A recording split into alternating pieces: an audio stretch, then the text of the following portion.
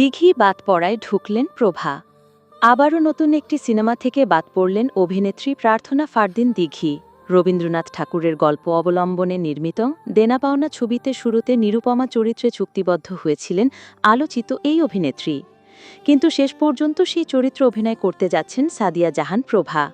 এর আগে আলোচিত সুরঙ্গ ছবিতে তাকে বাদ দেওয়া হয়েছিল বলে দাবি করেন দিঘি নিজেই। তার পরিবর্তে আফরান নিশোর নায়িকা হন তমা মির্জা। গেল কোরবানি ঈদে মুক্তিপ্রাপ্ত টগর সিনেমাতেও তার পরিবর্তে নেওয়া হয় পূজা চেরিকে। কেন বাদ পড়লেন জানতে দিঘিকে ফোন দেওয়া হলেও তিনি ধরেননি।